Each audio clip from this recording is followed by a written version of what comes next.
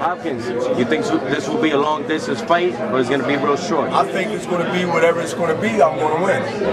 I'm going to win. And let me tell you something.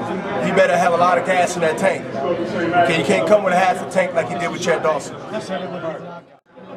Pascal believes and he understands because I've been where he's been.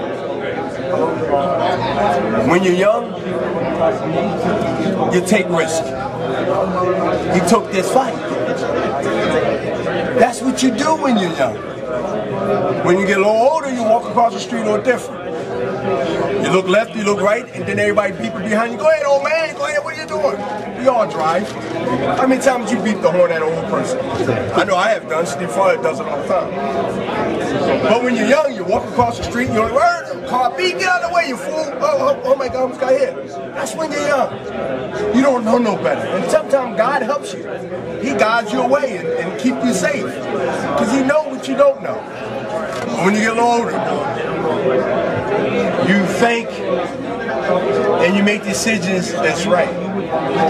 If the shoe was on the other foot, I say it here, quote, and I was 45 with the title, why the hell I would fight somebody that's 28 or 26? I want to fight somebody that's 45 or 50. What motivates you to keep fighting? Because that's what I do.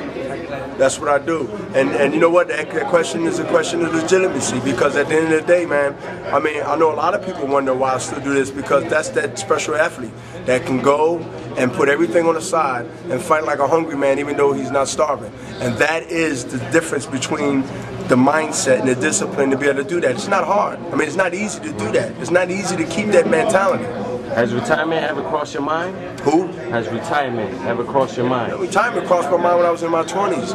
The retirement crossed my mind when I was in my 30s. Most of it because of politics. You know what I mean? But I never gave up. Yeah, I've always had the thought, am I doing the right thing? Am I making the right decisions? But when you look in the mirror and you understand, can you live with your decisions? Of basically, they'd be quitting at that time. Now it won't be. But I always had something to push me not to do what I really didn't want to do in my heart. You understand? I didn't make a heart decision. I made a decision of conscience that how I will deal with it later on in life, and it paid off for me right now. Do you think the love for the sport also influences on that? That's first. It's hard to let go. That's first. No, well, it ain't hard to let go, because a lot of things I love, you gotta let go. I think not only the love for the sport to me could be business too. But as far as the boxing part of it, I can compete. And I'm not embarrassing myself, and I'm not embarrassing my legacy. And I'm winning. In my stage, winning is everything in my level right now. That's all. That's all that counts. Looking back at your career, what is the most memorable fight you remember? We have an interview. We got 3. Trinidad, Oscar, Pavlik, Tarver. Thank you.